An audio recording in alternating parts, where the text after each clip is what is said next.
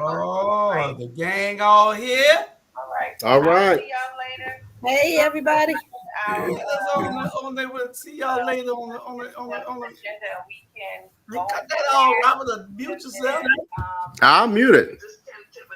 Yeah, Hold on. I got a lot going on over here. All right. How y'all doing? Shucky ducky. All is well. Okay. Oh, Bernard is muted. I don't know why Bernard muted. Okay, you're not muted no more. Wait a minute now. We might need to remute him. You can't mute this mouth. Well, we got a gang of stuff to talk about tonight, about 8 or 9 things. Ain't but 4 or 5 of us. We're gonna get around to everything and go from there. Let's see. First off, shout out to Florida A&M University. Huh? You see my shirt. You know, every week I feature a different HBCU. So shout out to the Florida Agricultural and Mechanical University located in Tallahassee, Florida. Hallelujah. That's what's up. Every week I feature HBCU. And here comes a young man from the Savannah State University. I don't know where Fannie Lou Hamer went. I went off to Jesus. About to burn up something. What's going on, people? Like you on Oz. Hey, Y'all from Oz? ain't nothing. Yo, Oz. Shit. Hey, Jesus done dyed his hair white. That's a different kind of gray. Yeah, well. Special announcement. Oh, America After Dark would not be done by Jamal Touré. America After Dark be done by Jamal Touré. Special announcement, because that's why I dyed my hair white. Bam. hey. Touchdown. Hey, there's no more. There's no more America After Dark. It's done. It belongs to our black media, and I had a contract signed last night by our president and then our vice president, RG. They said that's what can happen. I got a promotion. I love it. I love it. Boy, right? Joe. Uh, Ain't none of no vice president. It is. Let's move. It is. The show must go on. I decided to follow Jesus. bro, all y'all are vice presidents. Hey, RG always follow somebody. Hey, I know who I ain't gonna follow. bro, Robert, Tanya, be proud that I got the cup and you got the shirt. Show the shirt again. She probably watching. Oh, look here. Shout out to our HBCUs. So every week, my goal, I purchase pretty much every HBCU t-shirt. I'm working on it, but this week we shout out to Florida A&M. See, I'm gonna be Bill Cosby without the pills. What's this here? Not saying he had pills. I don't know what Just that saying. is. Hey. No comment. New on here. I'm trying to find out what is a headline. I guess I'll find it out later. Something new some new feature. They put a new feature on these things every week. I don't know where Javonda Rogers went at. She's supposed to be engineering this show. She did really? Jamal's show just now. And then she just disappeared on me. When she off, she knows she's supposed to engineer shows. I don't know what's wrong with these interns these days. They think that they run stuff. That because they get it from Jamal. First of all, Jamal think he runs stuff. They get it from him. He the leader. Wow. Seriously. Wow. I mean, Wow. you can't even talk to him, man. Unless you Wow. talk to Jamal. It's Wow. ridiculous. Wow. We're bigger than this. Wow. We're bigger than this. Wow. Wow, Bernard. Not wow. Really? Really? Really, Jamal? Doctor, why are you so quiet? I'm waiting on the general discussion because I'm Man, kind of you fire hot. yeah. Son, you know I'm telling the truth. Seriously. They always want to run and tell that to Jamal. All of them. Hey, the man said run tell that. That's what that see. Do I need to say any more? Bernard Brown? Hey. I ain't got nothing to do with that. Y'all leave me out of that part. Yeah. Hey, Bernard, say it again, Bernard Brown. Say it again. hey, I'm telling the truth. Run and tell that. You know, I got something for you to run and tell. Well, we're going to get on. I put all these things in the day after I came back from taking my wife to Valentine's lunch.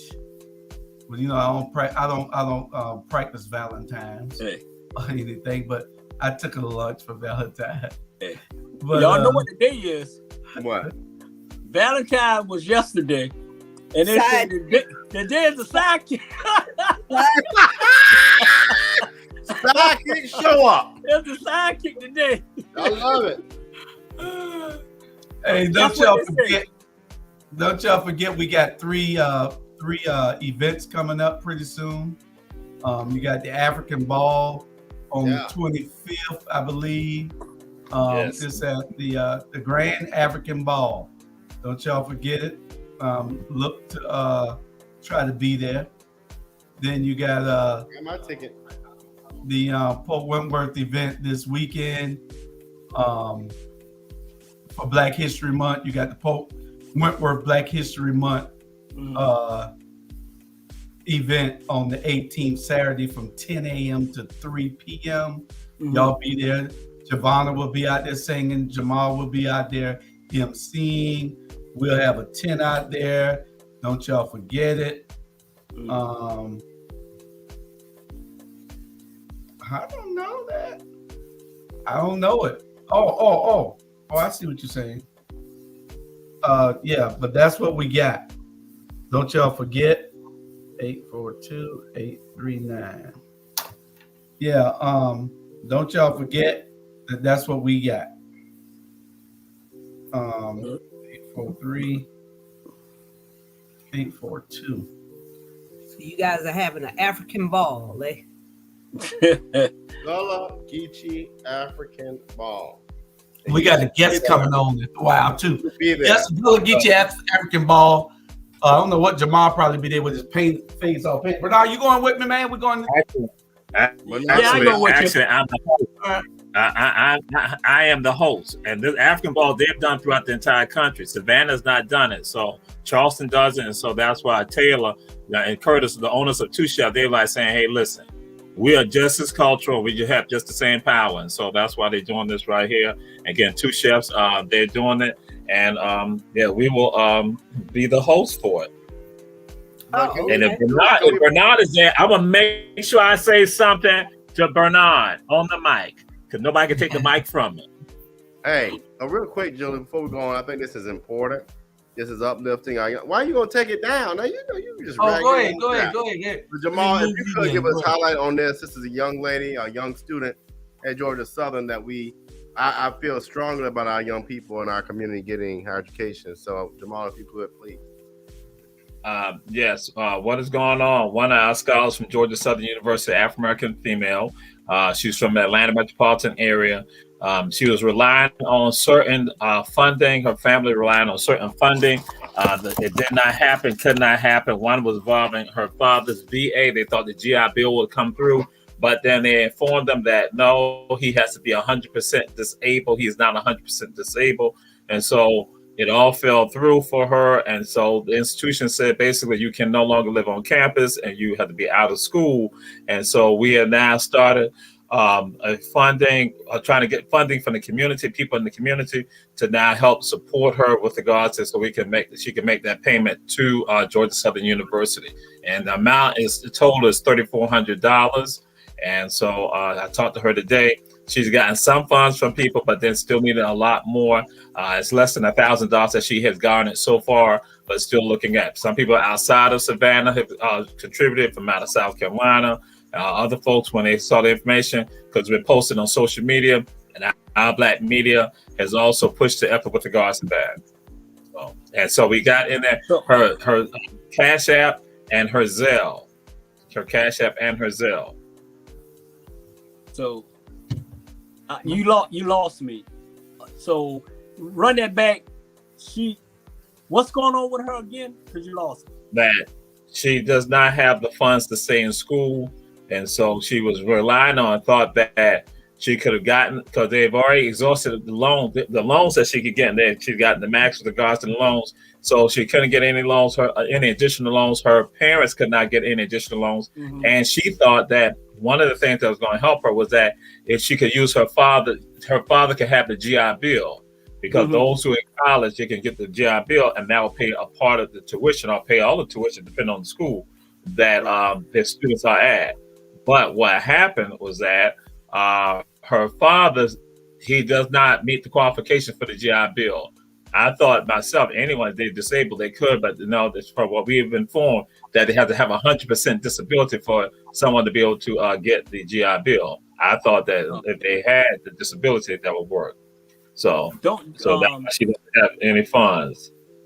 So they don't have, I know they used to have, they don't have like a president, the president of the school have the president fund, where the president funds can dish out funds. Oh, now I would have to go and say this right here. When I sent out the information, our brother, Dr. Robert Bryant, he contacted an administrator at Georgia Southern University. So that's why I meant to say, I had to give you shout outs with regard to that, Rob, because he like, hey, bam, he went and texted one of the administrators, and so still, nothing has come into being yet with regard to that, Bernard. So yeah, but there's Yeah. no presidential fund or something like that. Now that's a conversation that some of us did have. That also that's something that we might need to be doing. And when I said we, saying that folks at Georgia Southern, in particular African American alums at Georgia Southern, that's something they might need to start looking at, saying having something that's like a need-based situation, so people won't be caught up like this. And I say that. It's why alumni need to give to these discretionary funds, because you have students now in this era, even and this is all colleges, where they get to this final stage of completion and they run out of funding. And so I've seen this in many institutions. We've got to do a better job of supporting our communities, which I'm glad we're doing this now, because you got so many students, not just this one incident, but you get to that junior, senior year that don't have completion funds, and that discretionary pot is not existing because we meaning alumni, so forth and so on, don't create that opportunity. Okay, well, me and my wife, we gave yesterday, and we challenge everybody else to give to this young lady so that she can stay in school, because that was one of our topics of discussion. Topic number 3, and that was what's our obligation to help our young youth to stay in college and get their education so they can be better people and contribute to our communities. And that is one of the things. Now, I know somebody who is a real advocate for this, and that's our guest today. Our guest today is civil rights icon, Grover Thornton. Good evening, Mr. Thornton. Unmute yourself, please. Have Natalie unmute you. And y'all introduce him correctly, brother of Alpha Phi Fraternity Incorporated, Grover Thornton. Okay. Yeah, Brother Thornton. Yes, good evening to all of you. And to the Alpha Man. You know what our slogan is, first of all? We should transcend all. Glad to be on the show here tonight. I was sort of surprised when I was asked to do it, but I'm always willing to share.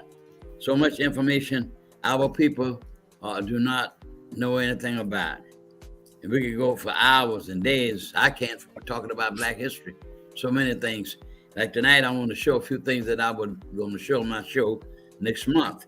And when I was asked to appear here tonight, and of course I gracefully accepted to do what Mr. Hall asked to be done, because he's a good man and he cares about this community. And it's sad to say, I'm a very candid person. That's one thing. I'm going on 90 years old, and God has some reason that he has not called me home. I'm going on 90. And I bless God for that every day. I just want to, I don't ask him to make me a rich man, but I tells him if he makes me rich, I will share it. But I ask him for wisdom, like Solomon did. Solomon did not ask God for money or nothing like that. And God said to him, because you did not ask me to destroy your enemies, you did not ask me for riches, I'm going to make you the wisest man the world has ever known, with the exception of Christ, because Christ was God and man. There has never been a man like Solomon. People came from kings and queens. Esther came from a far land. It's about his wisdom. And one of the demonstrations in the Bible was 2 women. They had babies. And as they slept, one of the babies, for some reason, died. And one woman said that was my baby, the other live baby. And both of them was claiming the baby. And so the man said, both of these women are saying that this is the baby. When I slept, she came and took the baby. One of them went backwards and forth. So Solomon said, we're going to tell one of his servants, go get me a sword. So he went and got a sword. He fetched a sword for the king. And the king said, now hold on, lay the baby right here on this table here. I'm going to solve this problem right here. And he took the sword and he said, I'm going to give you half of the baby. And I'm going to give you half of the baby. Then we'll solve this problem. And when he was about to bring the sword down to murder the child, the real mother said, no, don't do that. Let her have him. Don't do that. Don't take his life. Let her have it. It'll hurt me very much so. But don't do that to this baby. And Solomon said, give this baby to this mother, because this is the real mother. So I always ask for wisdom to share information that I was working on my program for next month. But when I was asked to share, I'll do the same thing again. Well, we only have you for a short time because we got so many subjects that we want to cover. All right, then. I just take the most out of you. Okay, let me just show a few things very shortly. I'll mean for history's sake. Now, very quickly, we talked about history when I tried to inform the people about the city of 1896 with the Plessy versus Ferguson. That was when they talked about separate but equal. And of course, they always had the separate but never equal. Now here's just a demonstration. Now that is a picture of a water fountain in the place. Look at that. The one on here with 198 on, I don't know what that number was for, but look at the white people's fountain. Look what they had black people drinking out of. You see, but they say separate but equal. Now where's that equal? See, that's the first time a lot of young people say they don't know nothing about this. Where they go now, they drink out the water. Say everybody drink out the same fountain. Like I was looking about a month or two ago, 2 white girls were drinking. They showed some excerpts what happened back in the 60s. 2 white girls were drinking out different fountains. One was out the black, one was out the color. And so she got through. She said, "Oh, you know, you drank out that one over there?" And she said to the one out the color drinking, "They all taste the same to me. I saw no difference." Well, you stop me when you get ready now. Oh, okay, no. Now, No, what I wanted to do was after you get through, I'm going to ask you a couple of questions of things that we on this panel as black men have been trying to do. And I know you're 90, so you are 89 going on 90. And we know that you've been in the struggle much longer than we have. Oh, and we yes, sir. just want to see what answers you have that you can all right. Just let me give a couple more things, then you can ask me anything you want. If I don't know the answer, I'll search the answer. Now, this picture here is the picture of Dred Scott. This is the man that when the doctor owned him, took him into free territory from Missouri to Illinois. And after he went on Illinois soil, he sued for, the way he wasn't him, the abolitionists helped him, sued for right to be free because he had gone on free territory, Illinois. But Justice Taney, he didn't write the decision. Another judge wrote the decision, but he read the decision and said that he was not a citizen. He had no right to even bring a case before the court. So it took 1868 when the 14th Amendment of the Constitution was instituted and voted on and ratified. That's when we became a citizen of this country. You were not a citizen until 1868, when the 14th Amendment to the Constitution, all persons born and naturalized in the United States are therefore citizens of the state in which they reside. That's just the first part of it. And of course, when Dr. King launched his movement, Montgomery, Alabama, and the sit-in of 1955, then you can see that lady's walking with a basket on her head. This actually a woman participating in the boycott. And of course, Dr. King was put in the jail for leading the boycott. You see that. Now, this stopped me when y'all want to now. Now, here's one of the buses that was empty. See that show how effective that boycott was. That's an empty bus. Empty bus that had to come off the line because black folk refused for 18 months or more not to ride a segregated bus, and they tired of all that mistreatment that we have been enduring for over 200 years. And gentlemen, we are still doing it today. Look at that DeSantis man. Don't want black kids to learn about black history. And they're supposed to have a demonstration, I think it was today. But we got to do something. We got to stand our guard right here in Savannah, Georgia. Everything ain't sweet now. Right. It's going to rise up in a few months. That square downtown. Yes, sir. Brother, got a good question. So you spoke about DeSantis, and we got a number of politicians here in this city that have been in office for 12 years or more, particularly my opponent who are like DeSantis and have sold out. What are your thoughts about how do we get things back on track, and how do we look to other candidates to make these things a little stronger and better? Well, you know, I'm just going to be very frank with you. We have become too complacent as black people here in Savannah. As far as I'm concerned, I know of nobody. You tell me if I'm wrong. This platform that Mr. Hall allowed me to have, which I'm grateful to him. Myself speaking on issues that people talk about around the country. I have a lady called me all the way from Montana, and listen to my show. She called me last night and told me how wonderful it was. So what I'm saying is, we're too complacent here in Savannah. Let me give you an example. Now you take. I have the highest respect for him, but like I said, I'm a candid person. My good friend Carl Gilliard. I have a picture of my memorabilia. See, things happen that's important. Sometime you ought to come out, Mr. Hall, and next time you come out, I'm going to show you all these suitcases with stuff, all articles, newspaper articles, like with Eddie Jackson was made the mail, all that. That was just my hobby. But I got one where he talked about naming something in Savannah for Jose Williams. But since he's been in the legislature, I ain't heard nothing about that for years. Mhm. We don't speak out on nothing. We're afraid to speak out. I don't know why. Now you tell me. I went to one Pat Gunn's meeting, and they honored me at one of her group meetings. And the meeting has white and black citizens. And the white man said to me when we were coming out the door, he said, Mr. Thornton, I said, yes, sir. He said, why haven't they moved those Confederate markers in Forsyth Park over there? I said, I don't know, sir. You know what they say? I asked about one thing. Well, the legislature my foot. You think the legislature didn't do something in Virginia when they raised so much hell in Virginia that they took the largest statue of Robert Lee down? I saw on television with all the cranes listening to that gigantic statue. We do not. That's the only thing I like about the legislators. They don't speak out on nothing.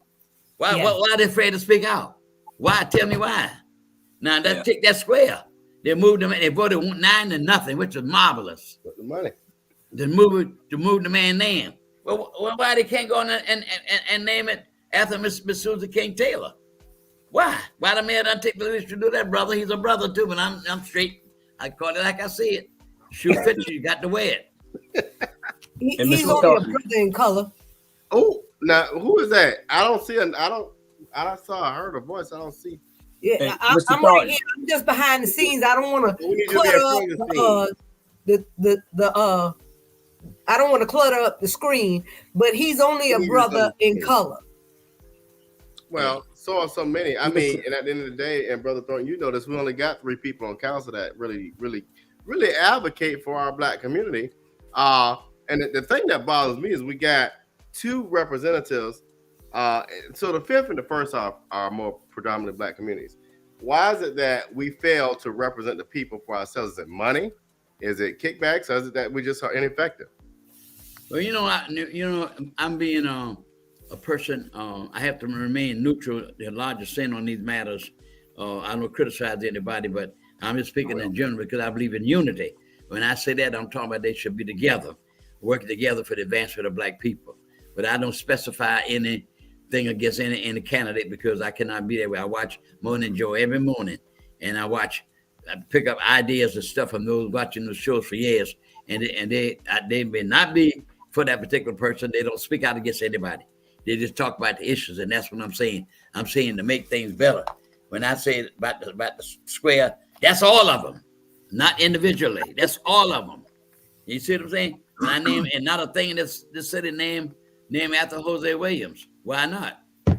That man did a lot for black people in this community. Marching at night, because I march with him every night till they put him in the jailhouse. So I'm saying as a unit, that's when I would say they ought to speak out on things as a unit, not individual. And we forget about any ministers other than Rabble Small speaking out on anything. You should have been living in my age when W. Law had all these ministers at Savannah, Reverend Jadon, Reverend Quarterman, Reverend Patterson, Bishop Scott, all these people working with W. Law, making changes. When you go down to the city hall, the only thing you saw in there, if you didn't see a Negro with a broom, that woman with that iron elevator opening that door going up. Seen a lot of changes in this city. The first person ever got on a board was Andy Bias and Mr. Carthon, who's dead now. They never honored that man. He was the chairman of the Political Advisory Council. Let me tell y'all something y'all don't know. He had a real estate business and he's building houses. And when you white folk found out he was actually very effective with the Political Advisory Council, they shut the door on loans. I'm telling you, ruined that, shut that man business down. People made a lot of sacrifice here. Yeah. Yes, sir. Mr. Thornton. Yes, sir. Hey, tell me if I'm right or wrong what I'm about to say. I'll tell you, sir. You can bet your boots I'm gonna do it. I know it. Hey, you sound like my granddaddy. I want to say this here. This will get me. Is that you got these so-called people that look like us, really not for us, and they got a lot to say when they're running for office, and they grab our feet and let us listen to them, and then soon they get in office, they turn on us. So that's why I'm really not listening to what people saying when they run for office, because there's a lot of air going in, and at the end of the day, we need to hold them accountable. If RG say he's gonna build a boat at City Hall with his campaign, then I expect him to build that boat when we vote for him. So don't tell us what you gonna do when you ain't in office, but when you get in office, Van Johnson, you turn on the people. And that's the big problem I have. Well, I tell you what, like Dr. King said once, and Dr. King said these words in so many effect. Give us the ballot. So what happened? He doesn't do it. She doesn't do what they say they're going to do. You turn them out of office. So why would you vote for them the second time? Or third. Yeah. So you know, they used to one time they have not done that in a long time. I know they used to do that during the 60s and all. They had a schedule to keep on you, and they grade you. And they say, well, he didn't come up to par, so and so and so. So what you do, if he or she does not do what he's supposed to do, then that's what we have the ballot for. Okay. We don't hold their feet to the fire when they make a commitment that what they're going to do. I don't care if it's President Biden or anybody else. Yeah. You got to show results. Yes, sir. Well, one more question before we let you go and finish the show. We are fighting and advocating to change the culture here in our community. Yeah. And we know that you've been on the front lines for probably 80 of your 90 years. Well, you could almost say that I was 18 years old when I was president of the NAACP Youth Council, and I met Thurgood Marshall. I went to Atlanta to a convention with Jose Williams, Deborah Law, met all the big wheels in Atlanta, like Dr. Powell, his dad, Ms. Ruby Hurley, was a district secretary for the NAACP in Atlanta. All these wonderful people. Attorney Walden, he was a good attorney for the NAACP, met all the wonderful people. My hands have touched a lot of great people in this country, in this world. Black folk. Martin Luther King, before he went to jail, when he came to Savannah, he was at my minister's house, Reverend Jackson's house. They were friends at Morehouse College. He was very instrumental in bringing him here. And I went around to 611 West 36th Street, sat right next to him on the sofa. I met him in Thurgood Marshall when I was 18 years old. He was upstairs smoking a cigarette. He came to the convention, and I went upstairs and introduced myself to him. He shook my hand, and he said, Mr. Thornton, brother, keep up the good work. I met him. I met Miss Constance Motley, who would have been the first Black woman on the Supreme Court. It had not been for Miss Jackson Brown, who just got on there. And she mentioned that she thought so much of Miss Constance Bigley. She would have been the one who put Jan Merritt in the University of Mississippi, and those boys, and that young lady and that man in Atlanta University, Georgia University, and also in Alabama. So I met all these wonderful, fine people. And I was on the committee with two people. We picked up Harry Belafonte's first wife from the airport. I met a lot of fine, wonderful people in my life. I can say that. Okay, so what do you suggest to us younger guys who are still out here fighting, and we before we just give up, before we just think that it's hopeless? We're busting our butts doing everything we can to mentor at-risk youth, to be in the community, trying to tell people to vote. What do you think we need to do different, or that we need to just keep doing what we're doing? Well, one of the things, sir, we don't have the young people do not have a lot. I'm glad you're doing what you're doing, and I'll be glad to participate in this call on me. But we don't have mentors. We don't want to have mentors for young people like when I grew up. We don't have mentors. Just like I remember I told my minister once, when all this crime several years ago, every week was a bunch of killing. You don't remember that, but I do. Especially when that Jimmy Gaines was. Great day when that Jimmy Gaines was running around, my Lord. Killed a friend of mine right at the bus stop waiting on Bull Street. So, you don't have anybody to mentor these young men. Okay. We had here, I even told my minister, I said, look, you need to break this city down on Saturdays. All these ministers' organizations. Get so many ministers go this side of town, that side. All you got to do is ask the police where most of the crime is. We don't have nobody, these young men they don't have nobody to care about them. That's what it is. Mm-hmm. And the parents are not doing their jobs. They're throwing God out of the window. They go to the church on Sunday. You don't see nobody in no Sunday school. My mama got 4 kids ready every Sunday. That lady picked us up at Sunday school every Sunday. We go to First Time Baptist Church every Sunday. Go there now. You don't see nobody in the church. The minister's not doing the job they're supposed to do. And I can show you in the Bible. They'll tell you to read that with Romans the 10th chapter. You read it. It tell you. Say what the tells you say. A lot of people do. The minister had not told them. They had not heard the minister do this. They have not minister do that. And then what it says in that paragraph, many have not been sent. I rest my case. That's what it is. We're not mentoring to these young men. I'm glad you're doing that. They don't have nobody to mentor them. Well, we appreciate you, and we want to honor you during Black History Month, but we want to also honor you every day of the year. Dr. Jamal Torre, I think he got something for you or something. Yeah, Where y'all, brother? Yes, sir, my brother. And I was going to share something that, even though I've been putting my hands up, you was ignoring me, Julius Hall. No, not purposely, young man. No. Not you, Grover. Not you, Grover. It was Julius Hall. It was Mr. Hall. Mr. Hall. Mr. Hall, y'all be shaming yourself doing my brother like that. That's right. That's right. They should, brother. You know, I told you I'm gonna come to the University Georgia Southern when you tell me to come. I thought they gonna call me doing Black History. Yes, sir.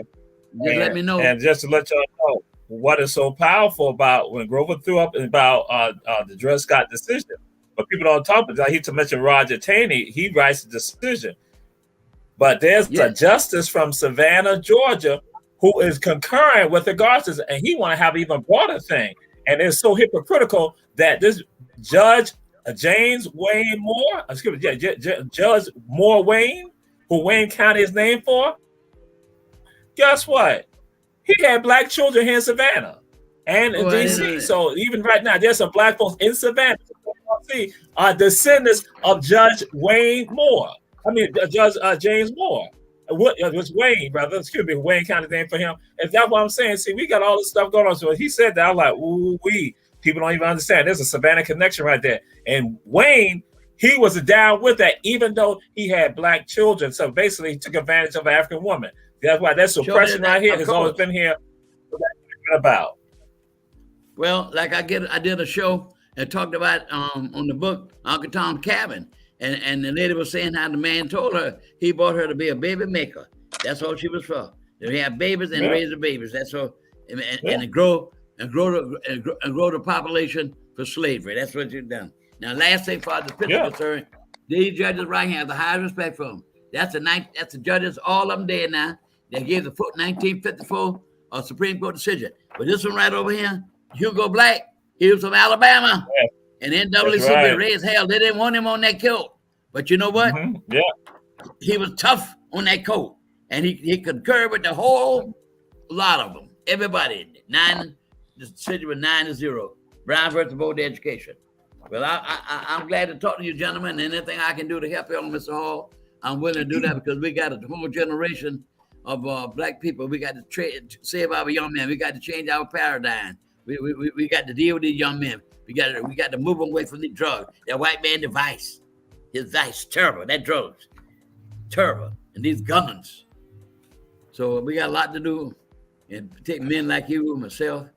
And I think one of these, Jareen Jabbar, I forget the name of the gentleman who was a outstanding physicist. And he said that he would not be where he was today if he did not stand on the shoulders of other people, of the giants. So all you guys doing what you're doing, you're giants. And I'm willing to help y'all mentor and do anything I can to make things better for our Black community. Because that's all. If things keep going the way it's going, the girls aren't going to have any Black men to marry. Yeah. Most of them, a lot of them walking down the street now with purses.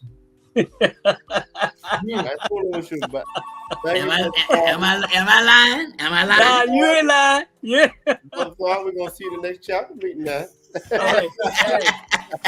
Hey, you keep going. You keep going. No, it ain't. We're gonna see. I don't have too many years left, but what the Lord give me to do, I still try to do better. I paid a lot of price to do what I did, though. Negroes wouldn't even let me in the school system, but that's all right. The Lord took care of me. All right. Well, on that note, Mr. Thornton, we're glad to have had you come on, and we look to have you back probably for Father's Day so we can honor you. All right, then. All right. And you're a good man. Keep up the work, and I'm very proud of Mr. Hall. I really am extremely proud of him. I got with Chester Dunham for 5 years, ran on his show. I ran Southern with Reverend Smalls, or 2 years with Reverend Smalls, and went to Chester Dunham, and I was gracious enough that I got on. Sometimes wasn't how I got on here, but I am glad. I honor Mr. Hall for that. Yeah. Can you tell Jesus that too, so he can run and tell that on Jesus that you honor Mr. Hall? Can you just next door tell him that? Well, Would I tell Jesus? Yeah. Well, I tell Jesus he's a good man. Yeah, I sure will. Jesus, And if he was a terrible man, I'll just tell Jesus I keep praying for him. I just want to throw something out real quick. Now, when Grover talked about the shows, I understand WSOK used to be the station where we got information out.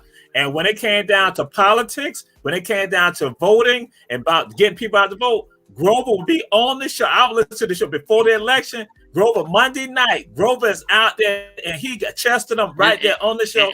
So one that our Black Media Rabble, all this right here is the closest thing that we got back to that day. And that was Grover. He said that like, that's exactly what it was. Let me say the two things and I'll be finished. That's why I have the highest respect. Some people don't know, but for Eddie Jackson. That woman worked hard with that NAACP, Political Advisor Council. Now you're speaking about on WSOK, the night before the election, she'd be on there. I'll get on it. And you walk in, she have you speak on the radio. She worked good. I'm sickened. I'm telling you a fact too. That's where we did a lot of things and made a lot of changes, and she was very instrumental in that. But I'm telling you, when I saw Miss Tucker, she was a very good friend of mine. I remember one time after an election, when I ran Bob Hill's election for him, and he was in New York, Madison Square Garden, with 1976. And anyway, when he called me, my house, my wife said, Bob Hill's on the phone. And he called me, asked how the election was doing. And we met at his house, and I set up a campaign thing that was like clockwork around the corner. People came in and made decisions. We knew who would vote right here. Mark this for Bob and mark this for Alan. And when the overtime, we take the talent, the total of who would vote for whom. And I'm telling you this here, that we won the election. And the fact of the matter is simply this: people were together during that time. And Ms. Tucker told me that was trying to buy someone, black folk, to buy that radio station. Now, if you think I'm lying, you ask her today, she'll tell you. She said, Grover, Ben really tried hard to get somebody to buy this station at that time for only $50,000. I said, Greg Dillon had 4 or 5 people go spend $10 together, $10,000 together and buy that station. And we'll have that station in our possession right today. Yes, sir. But we didn't do it. Something, Mr. Grover, before you go, we got one important question for you. You can read, right? You got your glasses? Yeah. Put your glasses on 1 minute. I'm going to help you out a little bit. All right. Okay. I want you to look at the screen. Now, you can't get this answer wrong because I'm about to help you. What is that, brother? What is the best high school in the whole Chatham County? Look at the bottom of the screen and it tells you the best high school in the whole country. I'm giving you a little help because, you know, you're a senior and you are... I don't need no help. I know the best school without you giving me no help, brother. Okay, go ahead. Tell them that. Tell them who it is. Beach. Oh, that's it. Yeah. I'm a Beach person because it's in the 5th district. Yeah. Alfred Eli Beach in the 5th district. Yeah. That's right. Eli Beach High School.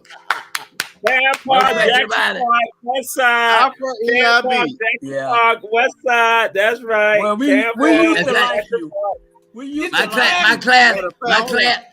class was the second class to graduate from Beach High School. The white folk will be ashamed. Had all of us pile up over there on Anderson Street. Ooh, Lord, that treat was so bad. No, that's right. I'm gonna tell the truth, brother. High school all together. I'm gonna let that one go because you. Well, I'm so glad you gentlemen had me to speak a while, and call on me when I can help y'all with that mentoring problem, because we got to save a generation of black young men. Yes, sir. We got to do it. Yeah. Yes, we do. And we appreciate you coming on, and we'll see you in a couple of months when we have you back. All right, sir. Then my show will be on the second Saturday in March, and I'm gonna have a good one. I'm gonna have to come down on some of y'all be around April, May. I'm gonna tell you about Willie Lynch. Y'all don't know. So y'all know about this man here? You know about this man? Bernard is a friend of Willie Lynch. Bernard's a friend of Willie Lynch. Oh no, I mean, no, that man don't be no Willie Lynch. Yeah. I'm reading this here. I'm gonna tell him all about y'all now. Y'all like him today. He hit y'all right on the head. All right. You heard that, Bernard? That's right. Touchdown. I can talk to y'all all night long. I tell y'all about history. I don't keep going a whole hour, 2 hours. Well, we're gonna come and have a round table for one of your. Let's see if we can come and have a round table, and you let Natalie set it up for like May or June or something. We'll come and have a round table at your house. Oh, I'll be glad to have you. I have a nice refreshments for you too. For your show, we'll do it for your show. Yeah. They said, all right, y'all good food now. All right. I'll do that. Good night. Good night. Before I take a night, this is the last picture. These are the 7 men, 4 or 5 men who are there that started to sit in that woodwork that kicked off the sit-ins all over the nation. They were at what's that school in North Carolina? North Carolina A&T. Yes, that's it. Those are the 5 guys. Those are the fellas. All right, gentlemen. Talking to you all, and I appreciate you all very much. And keep up the good work, and I hope God give you the courage and the strength to keep doing things, because the more we make people better, the more pleasing it is to Christ. Amen. Amen. Amen. Good night. Thank you, sir. Good night. Yes, sir. All right. Hold it high. Yeah. Well, he only did one thing wrong. He got the wrong answer wrong because he didn't read it right. Yeah. Well, we know. Y'all not gonna do the 5th district houses. Alfred Eli Beach High School used to be Beach College. For those who didn't know. What you say, Bernard? Yeah, we know what you know. He's 90 years old, so we understand that. Don't hate on. We know the best high school it is, so we'll move on. Yeah, the best high school. Best high school. Y'all know what the best high school is. In case y'all don't know, look at the bottom of the screen. Look at it again. One time. See, Jamal gonna be on here next week talking about more famous people. Look at it. I can't see. Oh, we know that. He could have played Ray Charles in it. We know that. Y'all so learning. Y'all ain't got no dang. Okay, guys. Look at here, Fannie Lou. Fannie Lou. We're gonna go through these subjects. You was here. We're gonna go through these subjects real quick. We're gonna skip who's running for office. We'll get that next week. And no commercial. Oh yeah, we did that commercial. We right back after this first commercial break with our Black Media.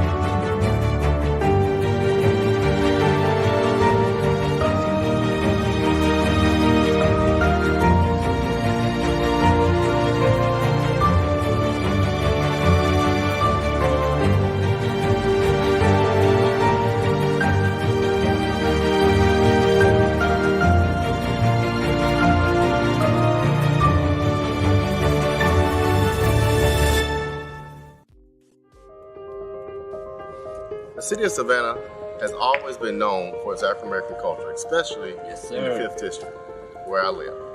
Over 50 years ago, my mother and father developed a home in the 5th district, in Liberty City to be exact. And since that time, we have lost our voice and struggled to find the really great leadership that makes us really proud. Our culture, our heritage, and our land have been questioned. But if you join me, Robert Bryant, next year in 2023, we can get to work and believe in change that we can all be proud of. So join me, let's believe in a change, and together we will make the District 5 as strong. We on the camera. All right. You just say can't be quiet. No, the camera was up. For some reason, it's the app. It didn't have YouTube muted. You and Bernard weren't muted, and we were all still muted. Yeah, but it wasn't showing anything. That's what Bernard said. Hey, it's like it's just the two of us. But yeah, it was no commercial. I was looking at the commercial.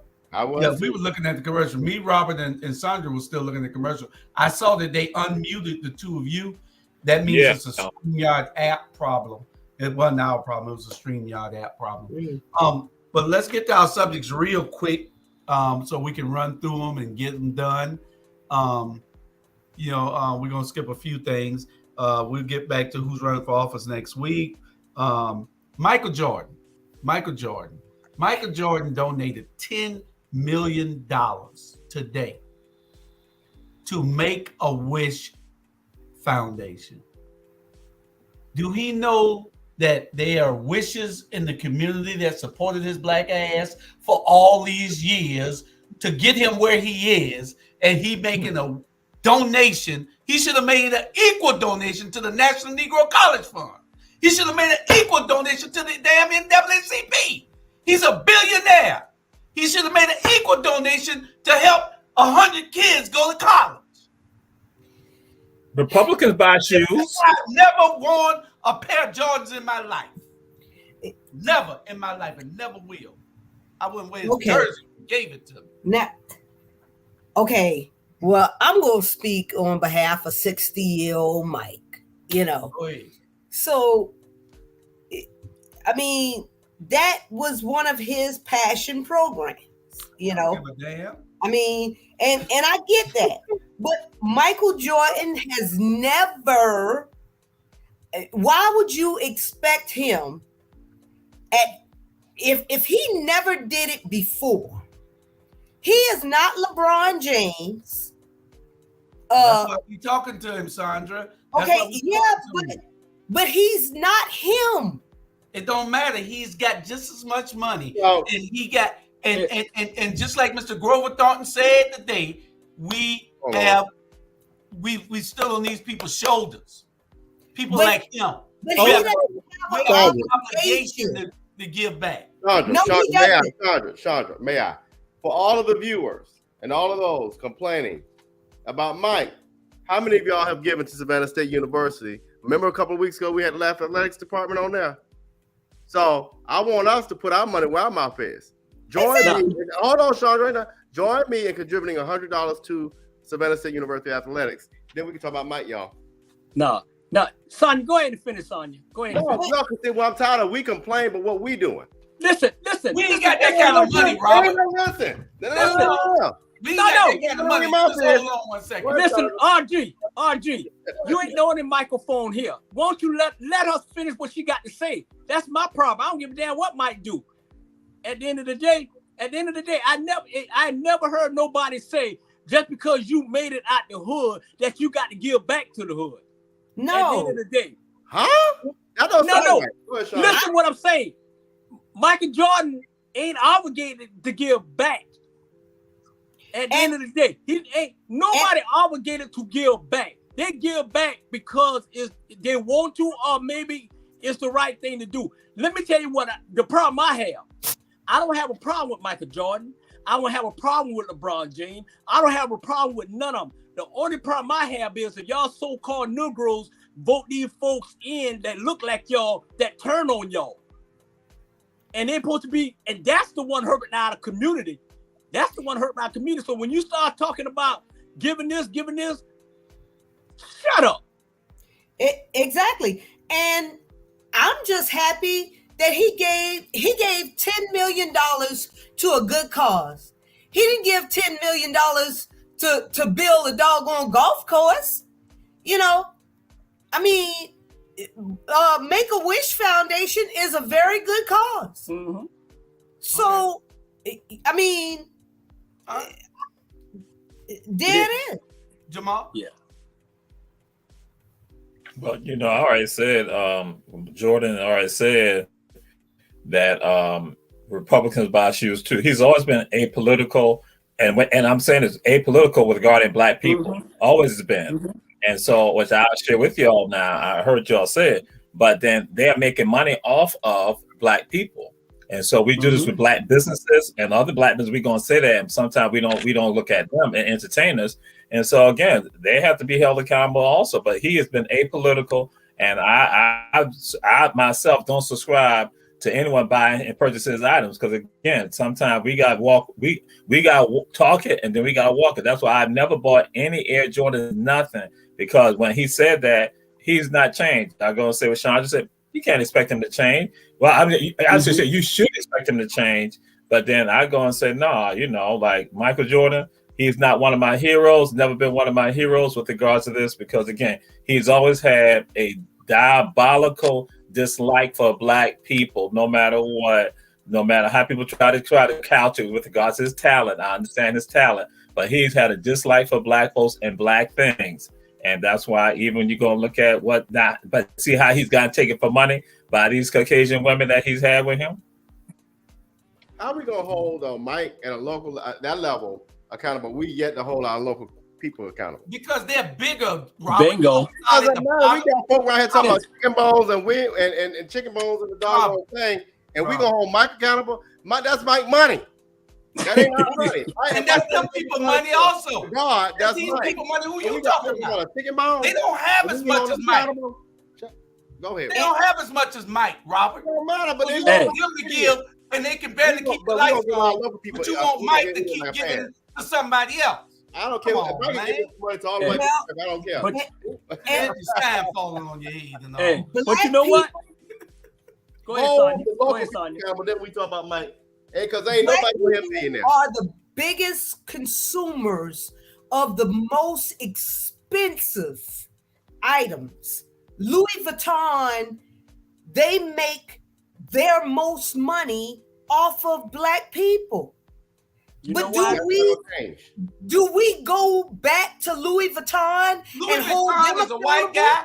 Louis Vuitton is a white guy. We don't give a damn about Louis Vuitton. But he's making money off of the black community. We're not talking about Louis Vuitton. We're talking about black people. Listen, we're talking about black people who do not give back to the community, okay? Black people don't have to. Nobody has to. Yeah. If they had to, Sandra, then they'd be in jail if they had to. Nobody said they had to. We're saying that they should. But you know what? Hey, but you know what, George? You know what's our bigger problem is? What Sonia's saying? Man, we rather look good than to do good. Ain't no question. You know what? We rather walk around here. No, we rather walk around here with these big ass cars and these suits and looking good and pulling up and BMW and all that shit instead of doing the right thing. And your lights about to get turned off. Huh? And right. And don't know how they gonna pay the light bill, but they want their hair done. Right, and the nails done. They don't pay the water bill, but they want their nails done. Yeah. Don't know how they gonna pay the car note or the insurance note, but they want to turn up at the club. That's it. That's it. Now, but what I'm saying is, we get all that out of the way. That's another show. What I'm talking about is these people to whom much is given, much is required. Right. We got a lot of people getting money. And you don't have to ascribe to it, Sandra. You don't have to ascribe to it, Bernard.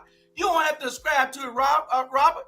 But see, from my point of view, when y'all standing there getting y'all kids them damn Michael Jordan shoes, and Michael Jordan spitting in your face telling you, yeah, thanks for the shoes, get the hell out the way. Now I'm going to give it to these people over here. Y'all, okay. I can't respect nobody like that. He might be one of the greatest basketball players ever lived. His talents are undeniable. Okay. His heart is black as shit. What you say, Jamal? Okay.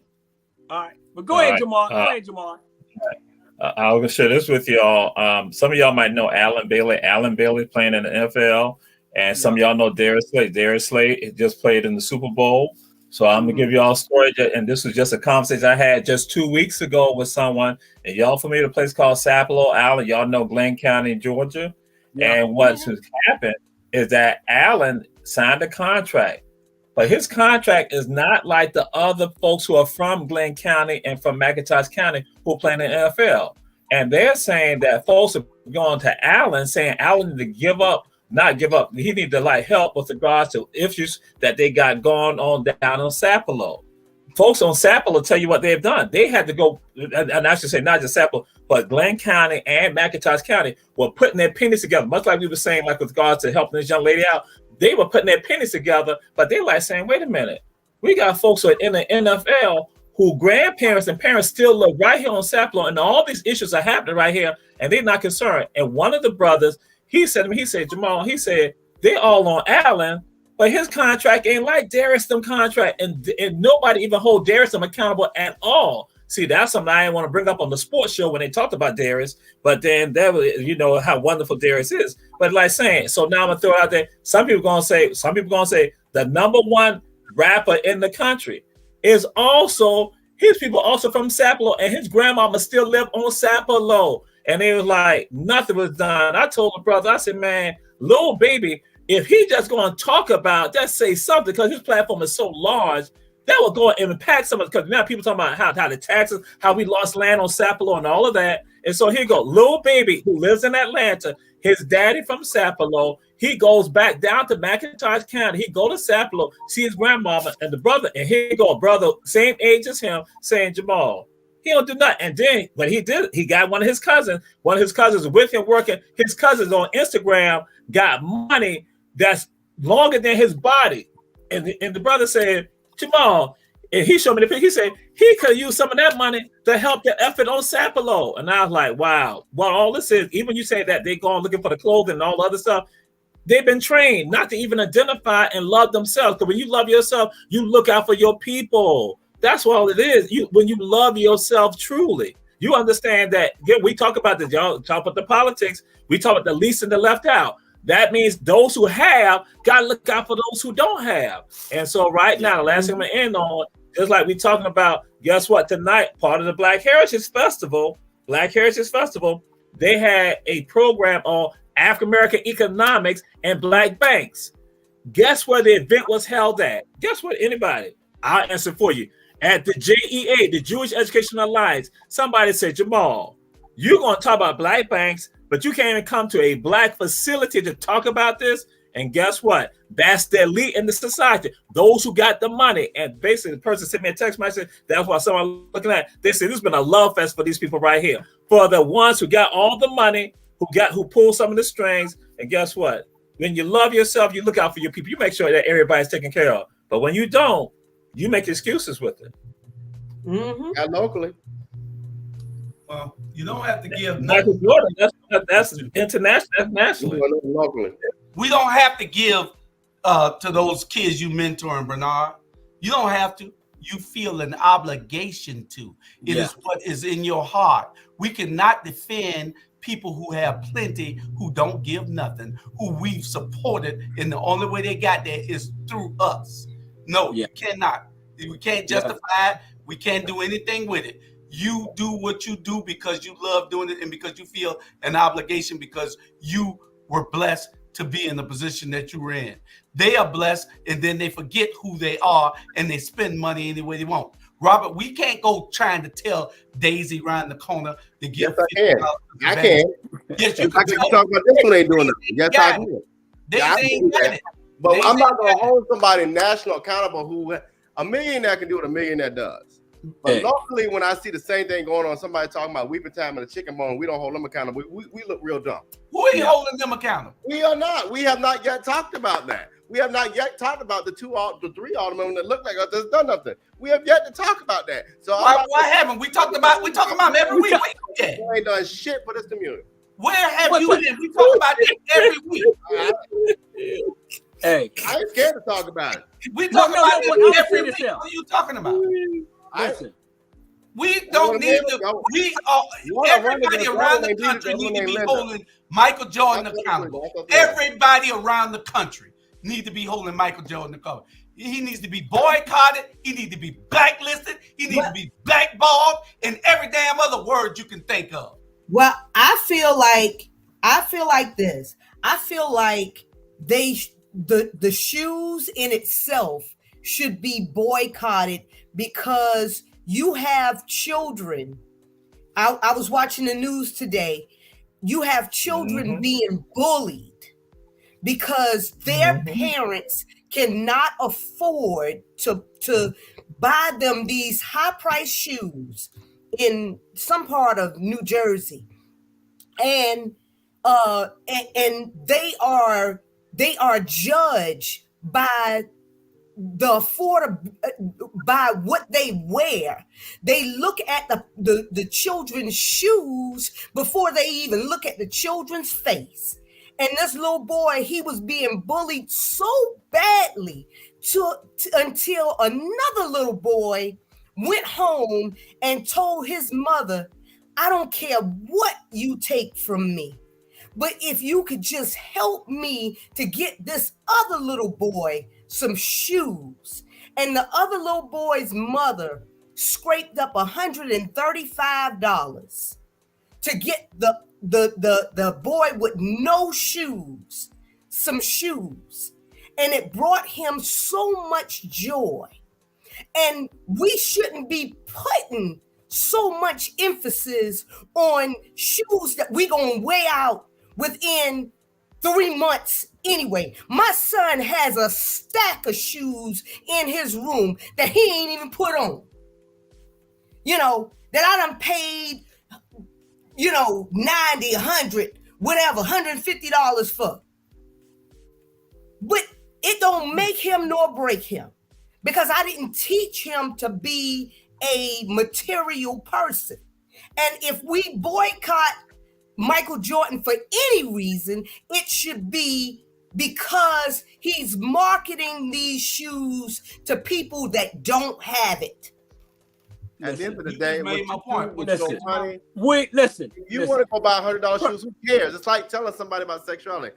I don't care. At the end of the day, I get the argument, but who are we to tell somebody what to buy and what to buy and what to market? That's our job. That's our job. I don't like it, but I don't care. Let's talk about poverty. Let's talk about these churches ain't doing nothing. I don't care what people do with their money. This is an endless argument. We're supposed to do money. If they want to do it, let them do it. That's silly. But this is Jesus. Go ahead, G. That's what this is about. All right. What I was going to share with y'all. We have to have things that we do disagree on too. I agree, You but ain't gonna agree with everything I said. Who gives But them who are money? We are the doorkeepers. We are the vanguards. We are the dudes that stand in the damn gap. I get that, but if Julie May want to go buy $100 shoes, that's on her. Yeah, but Julie May, nobody don't know damn Julie May, Robert. But my thing is how we Your argument is you don't even have an argument. You don't even have an argument. Nobody cares. But you like Bill. Nobody cares who Julie May is.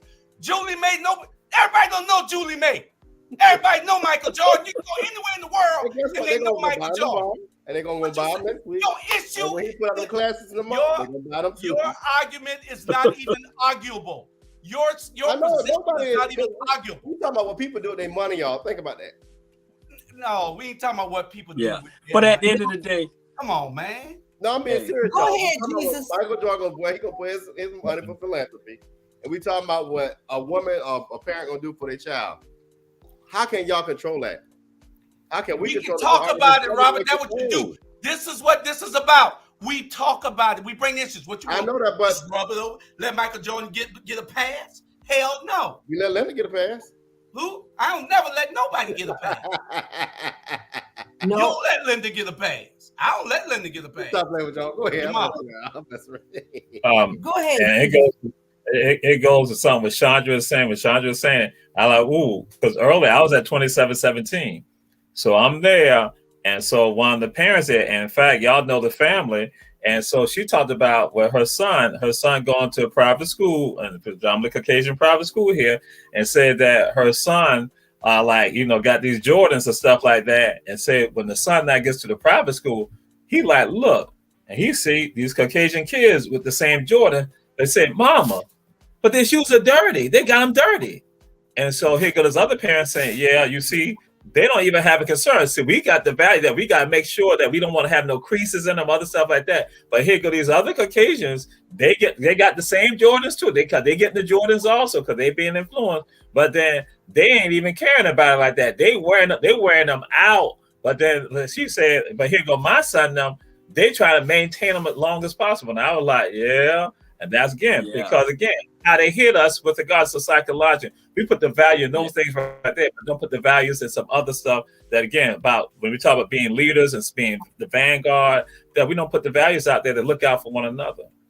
Yeah. But y'all think, let me ask y'all a question. Do y'all really think that Jordan and all these people that sell shoes or whatever, do y'all think that the only people is buying their stuff to make them rich is black folks?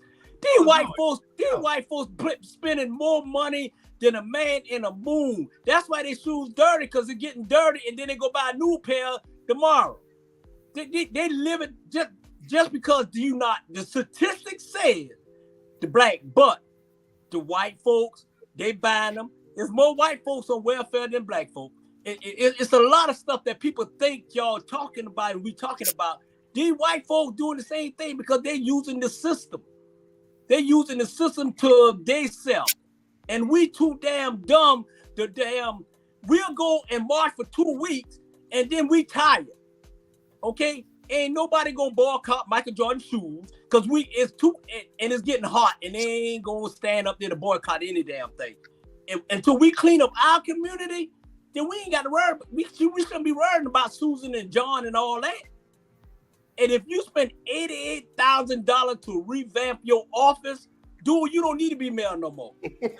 See, but listen. So you're saying that Michael Jordan is uncancelable? No, I didn't say that. Listen, I didn't say Michael Jordan is uncanceled. I didn't say all that. At the end of the day, what I'm saying is this.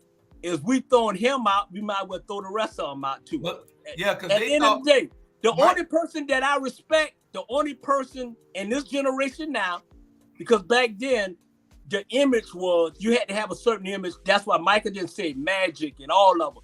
LeBron James is the only athlete ever in NBA athletic history to stand up for what's right and don't worry about his money or his endorsement or anything.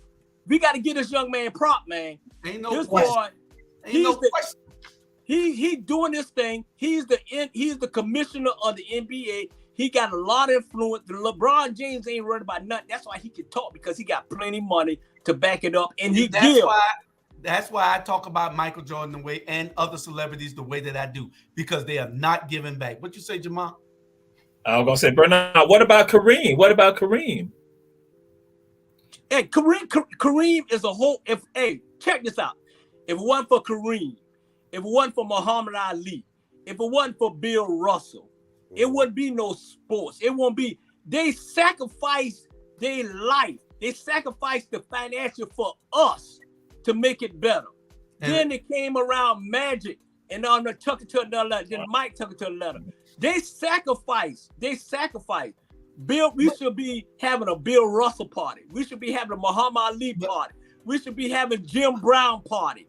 But we should be having those people build the foundation. We should have Martin Luther King party, Malcolm X party. We here talking about goddamn Michael Jordan when he just took it to a whole new level. They build the foundation for us. Listen. The reason we talk about Michael Jordan, we must talk about Michael Jordan, Bernard. It's a no-brainer, because we should be having a party for Grover Thornton.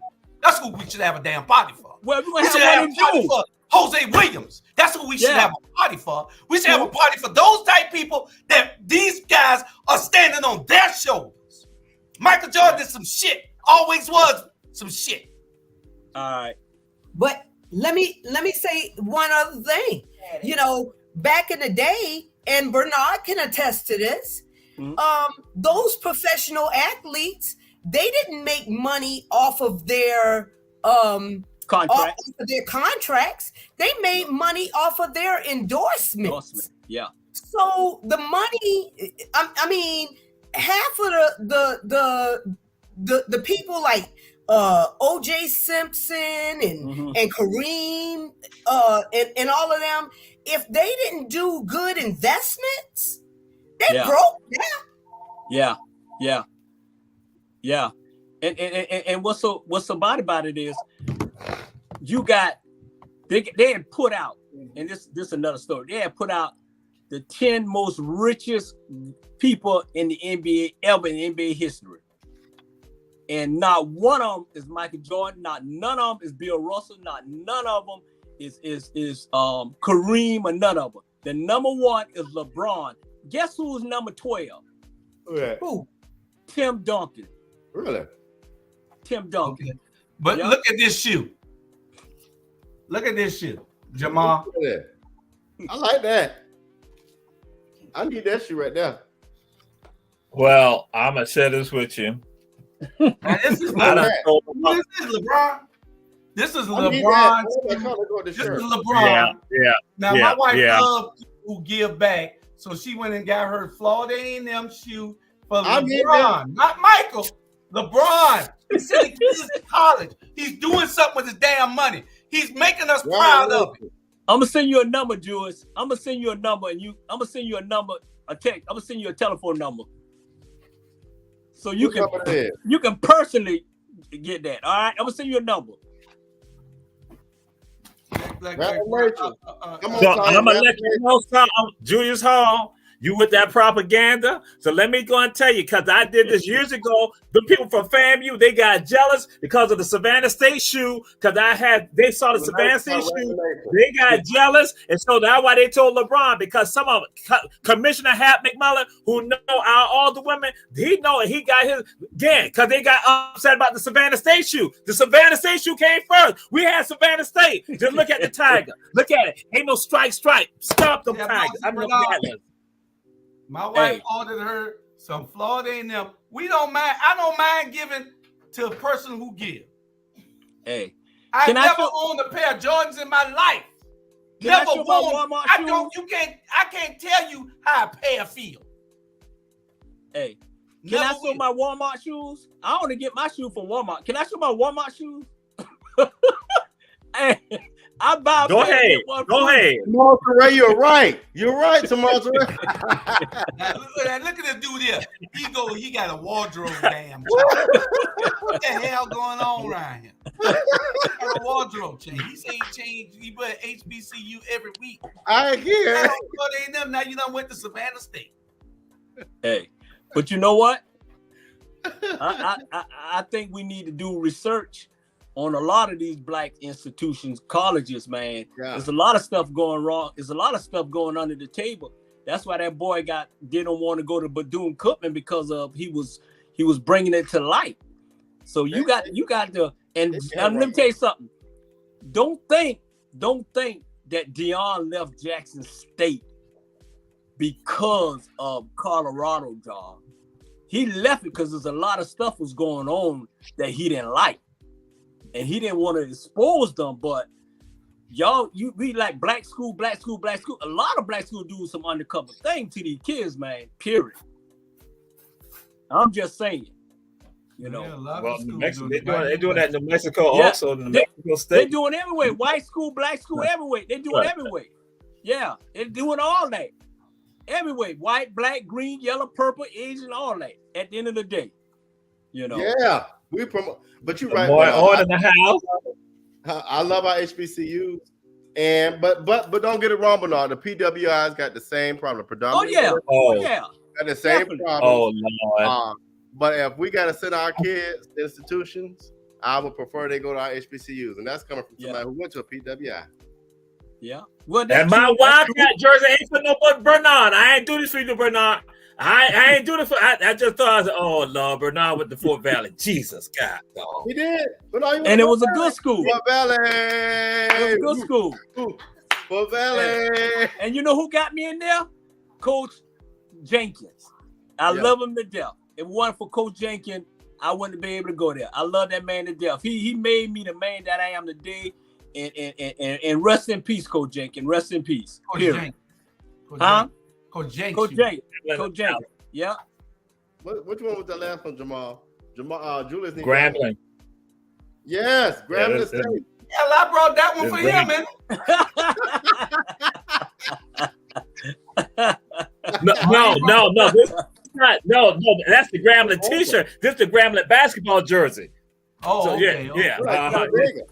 Okay. Yes, you ready to jump? Ready to jump. Now we done turned into Ebony Sports Show, ain't it? Hey. Events And my wife got to get Jamal's shirt. Move Get on. Jamal's shirt. Moving But you on. know I support HBCU. Don't be mad. Nah, Fanny, yo. what HBCU love? You hating? Moving But- on. Move, Yeah. we go move them. Mute. Okay, moving on. What did we have next? Fanny Lou so Carl, angry. Carl Lake sitting during the Black National. Oh yeah, Anthem. we had Carrie Lake. Carrie Lake, she ran for governor of Arizona, right? What?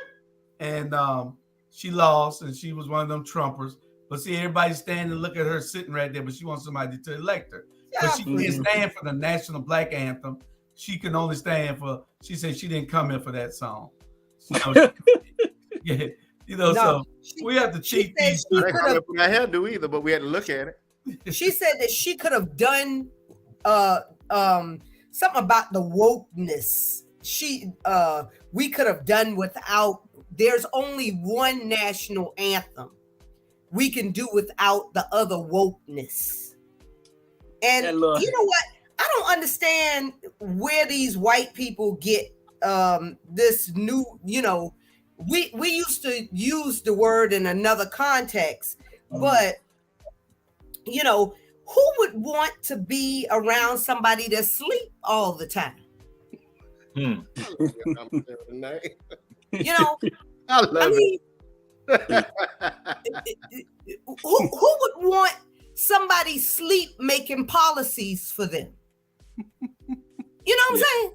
Yeah. Wouldn't you want somebody that's woke, aware? Because to be woke is to be aware. That's correct. And I guess there's a sleep. Everybody's sleep under Trump. And with the next one is the Democrats' latest strategy is making Marjorie Taylor Greene the face of the GOP. They should make her the face of the GOP.